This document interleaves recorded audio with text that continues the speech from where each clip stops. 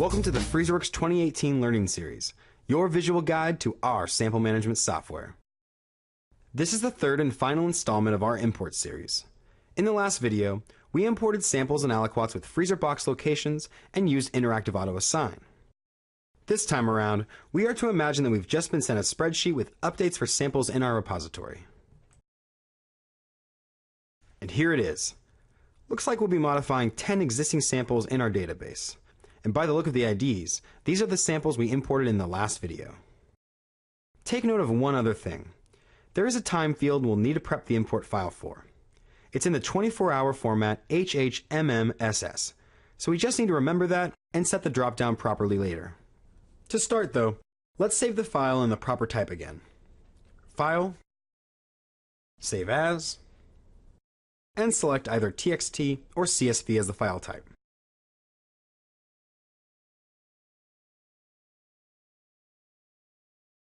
Alright, it's saved. Let's return to Freezerworks. Open Inventory Management and select Import Inventory Data. Click Add New. Let's name this import Import C. Check on the header record as it's in the import file. Set the field delimiter to comma or tab depending on what type you save the import file as.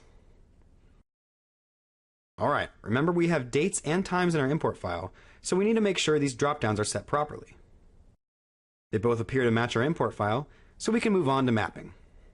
Click Open File, find your file, and open it. This time around, our import file was spot on and every field mapped automatically. Aren't we lucky? Let's move on to the import settings page. Remember that we're working with a spreadsheet of existing samples in our database, so we should select Modify. We can ignore most of the options on the right for this specific import, but during Modify imports, you should always ensure that what data should be overridden is set appropriately, in case your spreadsheet only includes changes. For the most part, leave it on Override Existing Data with New Data only. Now let's check our unique fields, and Sample ID is indeed the correct unique field for samples.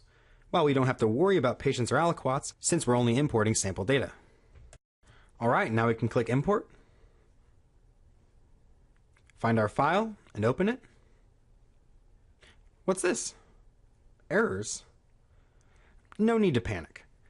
If you import enough times, you're bound to come across an error or two. And most of the time, it's a very easy fix, and you'll be back to work quickly. You could continue with the errors if the Prevent Import with Non-Fatal Errors box isn't checked on. But this isn't really good practice. So instead of that, let's click View Error Report and see what went wrong. Well, it appears that 4 samples in my import file were not found in my database. These samples probably just got missed during our last update, as it appears that they do exist.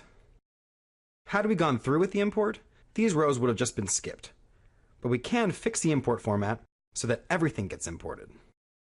Click Close, then Cancel, reopen the import format, and go to the Import Settings page.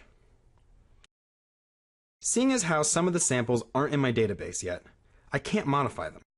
But I can add them at the same time as modifying the existing ones with the Modify and Add Import type. As you can see, according to the import details, if the record is not found, it will add a new record. This is exactly what I need, so let's click Import again now. Find the file and open it again. And voila, no errors and a completed import.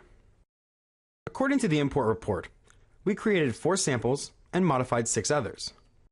Not stated here, we also cleaned up our database by bringing it up to date with the real world. Click View Records, and the samples appear in the list view. Quickly now, before we end, open the Reports menu and select View Previous Imports. Every import ever attempted by Freezerworks users will be recorded here. We can see our 2 most recent attempts right at the top, the one with errors that we didn't follow through with, and the one that went through without a hitch. As you can see, the one with errors has no date or time completed, indicating that it was canceled, while the others record includes the number of samples created and modified. I can even click Show Samples and see which samples were modified and which samples were created. Then I can click Load Samples and see them in the list view again. And that about does it for our series on the import tool in Freezerworks. If you have any more questions, consult our help guide or contact our dedicated support staff. Thanks as always for watching.